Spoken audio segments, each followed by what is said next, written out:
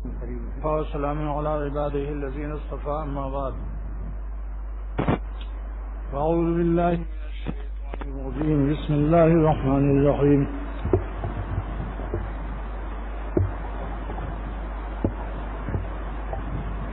ذکر اللہ تطمئن القلوب.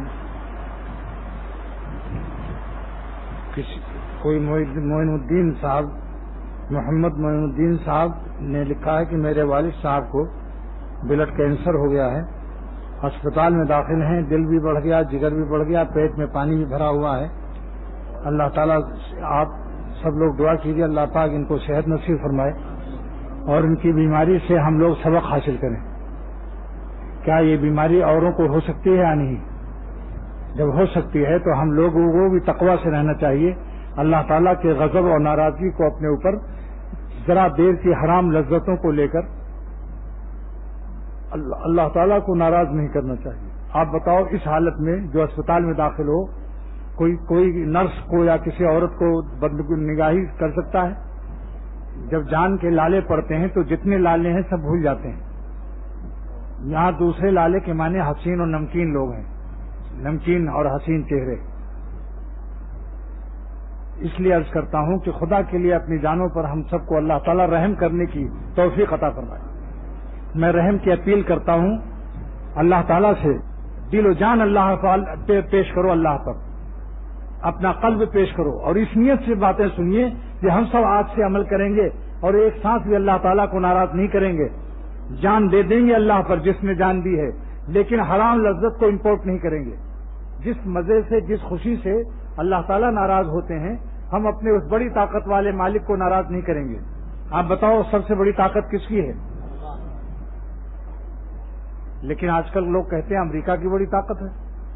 Green card کا اگر اعلان ہو جائے تو شاید کراچی خالی ہو جائے. اگر آج اعلان ہو جائے کہ جتنے لوگ آنا چاہیں امریکہ آ سکتے ہیں تو کراچی میں کتنے لوگ رہیں گے بتاؤ؟ کچھ مولانا لوگ رہ جائیں گے کچھ مدرسے رہ جائیں گے، کچھ طلبہ رہ جائیں گے.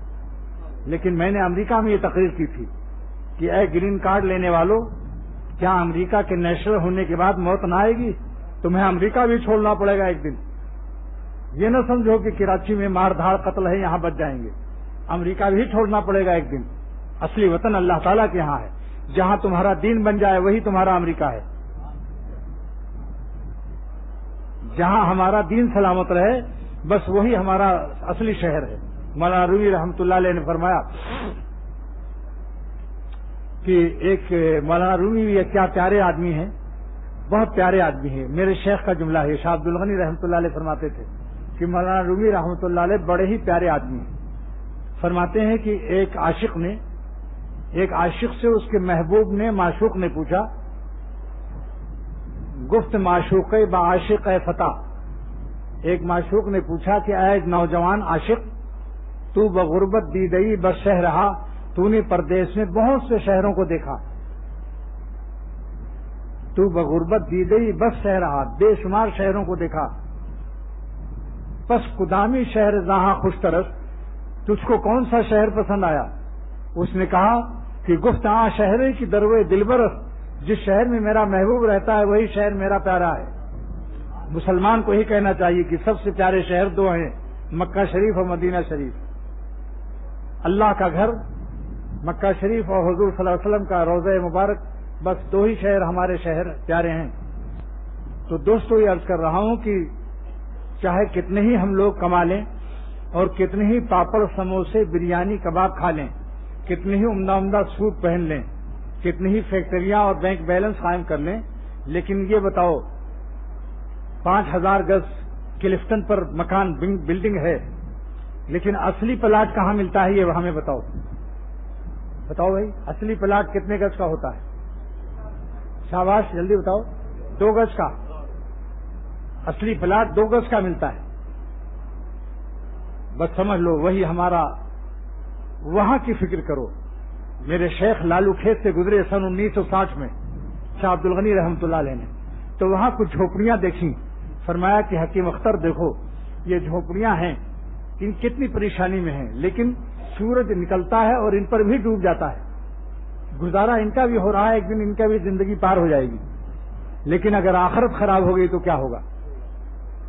اس لیے سورج ڈوبتا ہے غریبوں پر بھی اور بادشاہوں پر بھی، تندرستوں پر بھی، بیماروں پر بھی۔ سورج اپنی جگہ غروب ہوگا اور طلوع ہوگا۔ شاعر کہتا ہے کہ وقت طلوع دیکھا، وقت غروب دیکھا، اب فکر آخرت ہے دنیا کو خوب دیکھا۔ وقت طلوع دیکھا، وقت غروب دیکھا، وقت طلوع دیکھا، وقت غروب دیکھا، یعنی سورج کا نکلنا دیکھا، ڈوبنا دیکھا، اب فکر آخرت ہے دنیا کو خوب دیکھا۔ اور میں آپ کو ایک تجربے کی بات اور اللہ تعالیٰ کے فرمان عالی شان کی بات بتاتا ہوں کہ چاہے دنیا تھوڑی ہو، لیکن اگر اللہ تعالیٰ کو ہم نے راضی کیا ہوا ہے تو دل میں اللہ تعالیٰ چین ڈال دیتا ہے۔ پاپڑ، سموسے، بریانی کھانے والوں کو مصیبت میں پایا ہے، اور دال، روٹی، چٹنی کھانے والوں کو میں نے عیش میں پایا ہے۔ آپ بتاؤ اللہ تعالیٰ خوشی دے سکتا ہے چٹائی پر یا نہیں؟ اور قالینوں پر اور پھولوں میں وہ رولانے پر قادر ہے، اور کانٹوں پر ہنسانے پر قادر ہے۔ کیا عمدہ شعر خواجہ صاحب نے فرمایا کہ خدا کی یاد میں بیٹھے جو سب سے بے غرض ہو کر، تو اپنا بوریا بھی پھر ہمیں تخت سلیما تھا۔ اللہ تعالیٰ دل پر براہ راست رابطہ رکھتے ہیں۔ دل بادشاہ ہے، بادشاہ لوگ بادشاہوں سے تعلق رکھتے ہیں، دل بادشاہ ہے جسم کا، لہذا اللہ تعالیٰ جس سے خوش ہوتے ہیں اس کے دل کو چین دے دیتے ہیں۔ اور جب دل گلستہ ہوتا ہے تو سارے عالم میں گلستہ نظر آتا ہے۔ دل گلستہ تھا تو ہر شے سے ٹپکتی تھی بہار، دل گلستہ تھا تو ہر شے سے ٹپکتی تھی بہار، اور دل بیاباں ہو گیا، عالم بیاباں ہو گیا۔ آپ نے نہیں دیکھا ہوگا کہ وزیر اعظم پولیس کو براہ راست بلا کے بات کرے، وہ اس شہر کے گورنر سے، وزیر سے، صوبے سے بات کرے گا، صدر۔ اللہ تعالیٰ کان کو نہیں ایستے پہلے، جیسے ہی گناہ شروع کرتا ہے انسان سب سے پہلے دل میں پریشانی آتی ہے۔ یہ تھوڑی کان کی سنوائی اور آنکھ کی بینائی نہیں چھینتے پہلے، بادشاہ ہے دل، بڑے لوگ بڑے ہی لوگوں سے رابطہ رکھتے ہیں۔ اللہ تعالیٰ کی شان یہ ہے کہ جب کوئی گناہ کا ارادہ کرتا ہے اور آگے ذرا سا بڑھتا ہے تو اللہ تعالیٰ فرماتے ہیں جس نے میری نافرمانی کا ارادہ کیا اور میری نافرمانی کے حرام مزے لوٹنے کی خبیثانہ حرکت شروع کی۔ خبیثانہ کیوں کہتا ہوں؟ آپ لوگ بتائیے کہ گناہ خراب چیز ہے اچھی چیز ہے؟ تو پھر میں خراب چیز کو اگر خراب کہتا ہوں تو آپ لوگوں کو کوئی اعتراض نہیں ہونا چاہیے۔ خراب معنی کیا ہے جانتے ہیں؟ خر معنی گدھا، آپ معنی پانی، گدھے کا پانی۔ اس لیے دوستو دنیا میں سب سے بڑی چیز جو ڈرنے کی ہے، جو اللہ والوں کا ڈر ہے، وہ کیا ڈر ہے کہ اللہ تعالیٰ ہم سے کہیں ناراض نہ ہو جائے۔ یہ ڈر اولیاء اللہ کو ملتا ہے، اور یہی ڈر علامت ہے کہ وہ اللہ کے دوست ہیں۔ جو بے خوف ہوتا ہے اور سانڈ کی طرح ہر وہ گناہوں کے اوپر اپنی زندگی کو ضائع کرتا ہے، یہ دلیل ہے کہ ظالم کا دل اللہ سے بہت دور ہے، نابینا ہے، دیکھتا نہیں ہے اللہ تعالیٰ۔ اگر بینا ہوتا تو اس کی مثال ایسی ہے کہ ایک کمرے میں ایک چھوٹا سا شیر کا بچہ ایک شخص نے پالا تھا، مہمان کو اسی کمرے میں ٹھہرا دیا، بجلی بند کر کے روشنی بند کر دی۔ اس بیچارے کو پتا بھی نہیں کہ اندھیرے میں یہاں شیر ہے، اپنا سو لیا، خراٹا لے رہا ہے۔ 3 بجے رات کو اس کو پیشاب لگا، اب دروازہ کھولنے چلا تو اس کی آنکھ شیر کی لال لال نظر آتی ہے اندھیرے میں۔ شیر کی آنکھ کیسی ہوتی ہے اندھیری رات میں؟ ایک دم انگارا، جیسے کوئلہ جل رہا ہو، لال سرخ آگ۔ بس اس کو شبہ ہوا، پھر اس نے ٹارچ سے دیکھا تو شیر تھا، تو وہ لیٹرین جاتا رہا تھا جس کام کے لیے، اس کا کام وہیں ہو گیا۔ آپ لوگ سمجھ رہے ہیں میری بات یا نہیں؟ جس ایکسپورٹ آفس میں جا رہا تھا اس کا وہیں چارپائی پر سب مال ایکسپورٹ ہو گیا، اور پھر میزبان سے خوب لڑائی کی تو معلوم ہوا کہ جب تک اندھیرا تھا، جب تک یہ اندھیرے میں تھا، اس کی بینائی کام نہیں کر رہی تھی تو بے خوفی سے سو رہا تھا۔ جس دن اللہ آنکھ دے دے گا ہم کو آپ کو، اور اللہ کی عظمت، وہ خالق شیران کائنات، سارے دنیا کے شیروں کا پیدا کرنے والا، جس دن اس کی عظمت سمجھ میں آ جائے گی تو پھر ہمت نہیں ہوگی یہ بدنظری عورتوں کو، امردوں کو تاکنے جھانکنے کی۔ مردہ لاشوں پر زندگی مت ضائع کیجیے. یہ سب مردہ لاش ہیں, کچھ دن کے لیے چل رہی ہیں, ایک دن سب قبرستان میں جانے والے ہیں. مردوں پر مردہ مت ہو جاؤ, ڈبل مردے ہو جاؤ. یاد رکھو, ہم بھی مرنے والے, یہ حسین بھی مرنے والے. جب دو مردے ہو جاتے ہیں تو ڈبل مردے ہو جاتے ہیں. اور کوئی شخص واللہ کہتا ہوں قسم کھا کر مسجد میں, جتنی رومانٹک دنیا ہے بے چین پریشان ہے. لاکھ خمیرے کھاتے رہو کچھ اثر نہیں ہوتا. اللہ تعالیٰ جس سے ناراض ہوتا ہے اس ظالم پر کروڑوں خمیرے برسا دو, اس کے دل میں چین نہیں مل سکتا اس کو. خدا کے لیے یہ کہتا ہوں آپ حضرات سے بار بار, خصوصاً اپنے ان دوستوں سے جو رات دن ساتھ ہیں, کہ خدا کے لیے اپنی جانوں پر ہم سب کو رحمت کی بھیک اللہ تعالیٰ سے مانگنی چاہیے. اور یہ دعا حضور صلی اللہ تعالی وسلم نے سکھایا. حضور صلی اللہ علیہ وسلم نے سکھایا کیسے بھیک مانگو گے اللہ کی رحمت کی اپنی جان پر. اللہم ارحمنی بترک المعاصی, پڑھیے آپ لوگ بھی, اللہم ارحمنی بترک المعاصی, اے اللہ ہم پر رحم کی بھیک دے دے. وہ کیسی بھیک ہے جس سے ہم گناہ چھوڑ دیں, یہ ہے رحم کی بھیک. ورنہ سمجھ لو حق تعالیٰ کی رحمت سے محروم ہونا, ساری طاقت بھول جائے گی. جس دن بلڈ کینسر یا گردے بیکار کر دے گا اللہ, اس وقت پتہ چلے گا کہ تمہارے گناہوں کی طاقت کہاں گئی. بوسے بازی بد نظری کی طاقتیں جس وقت خدا پکڑتا ہے تب پتہ چلتا ہے. پھر اس کے بعد پھر سمجھ لو ایک وقت ایسا آتا ہے کہ پھر عذاب کے بعد پھر اس کی جنت تو مل جائے گی, مگر دنیا میں اللہ تعالیٰ پھر اس کو نہیں چھوڑتا. اور دنیا میں بھی کبھی ایسی صورت پیدا ہو جاتی ہے کہ توفیق توبہ بھی نصیب نہیں ہوتی. جو لوگ توبہ کے سہارے پر گناہ کر رہے ہیں انتہائی انٹرنیشنل بین الاقوامی احمق اور گدھے ہیں. اس لیے کہ توبہ کی توفیق ہمارے ہاتھ میں ہے یا اللہ کے ہاتھ میں ہے. اگر مسلسل گناہوں کی وجہ سے خدا توفیق توبہ نہ دے تو کیا کرو گے پھر؟ دلیل پیش کرتا ہوں قرآن پاک کی. اللہ تعالیٰ فرماتے ہیں کہ فتاب اللہ علیہم لیتوبوا, اللہ تعالیٰ نے صحابہ پر رحم فرمایا, توجہ فرمائی, مہربانی کی تاکہ وہ توبہ کر لیں. اس آیت کی تفسیر علامہ آلوسی اور سید محمود بغدادی لکھتے ہیں رحمۃ اللہ علیہ, اے وفقہم للتوبہ, یعنی اللہ نے آسمان سے ان کو توفیق توبہ عطا فرمائی. لیتوبوا, تاکہ وہ توبہ کر لیں. معلوم ہوا زمین والے توبہ اسی وقت کر سکتے ہیں جب آسمان والا ان کو توفیق توبہ دے دے. تو توبہ کے سہارے گناہ کرنے والے انتہائی احمق ہیں.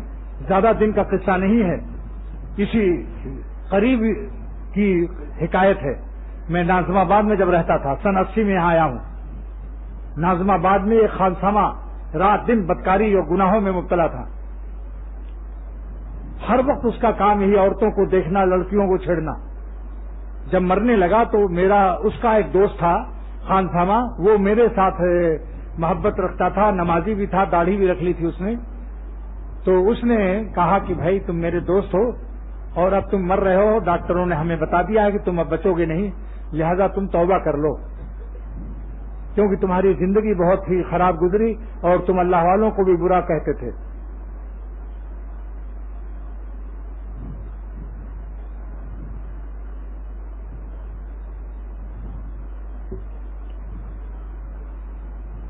یہ قصہ پرانا نہیں ہے. لوگ کہتے ہیں یہ تو پرانے زمانے کا قصہ ہے. یہ اسی صدی کا قصہ ہے, 10-15 سال پہلے کا قصہ ہے. پرانا زمانہ ہے 15 سال پہلے. تو کتنے ایسے لوگ ہیں جو موجود زندہ ہیں. جو شخص یہاں 15 سال سے عمر کا زیادہ ہے وہ گیا موجود تھا. تو اس نے کیا کہا, اس نے کہا کہ ساری دنیا کے الفاظ مجھ سے نکلتے ہیں. میں ڈاکٹر کا لفظ کہتا ہوں, اسپتال لے چلو, چائے لاؤ, بسکٹ لاؤ, لیکن جو لفظ تم کہہ رہے ہو یہ میرے منہ سے نہیں نکل رہا ہے. دوستو, کاش کہ آپ کے دل میں اور ہمارے دل میں کچھ تو ہی تو خوف اللہ کا پیدا ہوتا. یہ حرام لذتوں سے کب تک زندگی حاصل کرو گے؟ یہ زندگی دوزخی زندگی ہے, یہ جنتی زندگی نہیں ہے. جو لوگ اللہ کے غضب اور قہر کے اعمال سے حرام لذت کو درآمد کرتے ہیں, یہ دوزخ والوں کی زندگی. حضرت تھانوی رحمۃ اللہ علیہ فرماتے ہیں اللہ کو چھوڑ کر جو غیر اللہ سے دل لگاتا ہے, رومانٹک دنیا میں قدم رکھتا ہے, یہ عشق مجازی عذاب الہی ہے. عذاب الہی ہے, چین نہیں ہے ان کو. تو میں یہ عرض کرتا ہوں کہ اللہ تعالیٰ سے یہ 2 دعا آپ لوگ مانگیے دل اور جان سے. نمبر 1 کیا ہے؟ اللہم ارحمنی بترک المعاصی، اے خدا ہم پر رحم فرما دے۔ یہ کون سی دعا ہے آپ جانتے ہیں؟ یہ سرور عالم صلی اللہ علیہ وسلم کی دعا ہے کہ اے اللہ ہم کو رحم فرما دے تاکہ ہم گناہ چھوڑ دیں۔ آپ بتاؤ، نبی تو معصوم ہوتا ہے نا، یہ ہم کو آپ کو سکھایا ہے؟ سبحان اللہ۔ ابا کتنا ہی تندرست ہو لیکن بچوں کو سمجھاتا رہتا ہے کہ بیٹا یہ نہ کھانا، نہیں تو تم کو یہ ہو جائے گا۔ یہ حضور صلی اللہ علیہ وسلم تو معصوم تھے، ہمارے آپ کے لیے یہ دعا اللہ تعالیٰ سے مانگ کر سکھا دیا کہ یوں دعا مانگو، اللہ ہم پر رحم کر دے۔ اللہ ارحمنی مانے کیا ہے؟ اے اللہ ہم پر رحم کر دے۔ کون سی رحم؟ جس سے ہم گناہ چھوڑ دیں۔ لہذا جو ظالم گناہ میں مبتلا ہے وہ تعالیٰ کی رحمت سے محروم ہے یا نہیں؟ آپ بتائیے، بتاؤ بھائی۔ یہ دعا، یہ حدیث کس بات کی دلیل پیش کرتی ہے؟ کہ جو گناہ نہیں چھوڑ رہا ہے اور حرام لذت کو درآمد کر رہا ہے، امپورٹ کر رہا ہے، تو یہ اللہ تعالیٰ کی خاص رحمت سے جس کا اس حدیث میں ذکر ہے اس سے محروم ہے۔ لیکن اگر توبہ کر لے تو سمجھ لو رحمت آ گئی، کیونکہ توبہ اسی کو نصیب ہوتی ہے جس پر اللہ کا رحم ہوتا ہے۔ آپ کے اختیار میں ہے، اتنا تو اختیار میں ہے کہ اللہ والوں کے پاس جاؤ، ان کے پاس بیٹھو، انشاءاللہ توفیق توبہ ہو جائے گی۔ یہ اللہ والوں کی صحبت کا اثر ہے۔ ایک بزرگ نے لکھا، نارتھ ناظم آباد میں رہتے تھے، وہ حضرت تھانوی رحمۃ اللہ علیہ سے مرید تھے، حافظ عبدالولی صاحب بہراچی رحمۃ اللہ علیہ۔ لکھا کہ حضرت مجھے خوف ہے کہ قیامت کے دن میرا کیا حال ہوگا۔ حضرت نے لکھا انشاءاللہ بہت اچھا حال ہوگا، اگر کاملین میں نہ اٹھائے گئے تو تائبین میں اٹھائے جاؤ گے، یعنی توبہ کرنے والوں میں۔ تو معلوم ہوا توبہ بھی انسان کو اولیاء اللہ کے ساتھ کھڑا کر دے گی قیامت کے دن۔ ان المستغفرین نزل بمنزلۃ المتقین، استغفار کرنے والے، معافی مانگنے والے قیامت کے دن وہ بھی نجات والوں میں شامل ہو جائیں گے۔ اس لیے ظالم، مفتی اعظم پاکستان کا شعر سن لیجئے، ظالم ابھی ہے فرصت توبہ نہ دیر کر، ظالم ابھی ہے فرصت توبہ نہ دیر کر، وہ بھی گرا نہیں جو گرا پھر سنبھل گیا۔ اور سلوک یہی اسی طرح طے ہوتا ہے۔ ہم نے طے کی اس طرح سے منزلیں، گر پڑے گر کر اٹھے اٹھ کر چلے، یعنی توفیق اللہ سے توبہ کرو اور کوشش کرو کہ توبہ نہ ٹوٹے، اپنی طرف سے کوشش یہی کرو۔ جب ٹوٹ جائے تو پھر رونا شروع کر دو، اتنا رو کہ مالک کو بھی رحم آ جائے۔ اب کہیں پہنچے نہ مجھ سے ان کو غم، اے میرے اشکے ندامت اب تو تھم، ایسا رو کہ اللہ تعالیٰ کی رحمت کو بھی جوش آ جائے کہ کہیں میرا بندہ روتے روتے مر نہ جائے، لہذا وہ خود تسلی ڈال دیں گے انشاءاللہ۔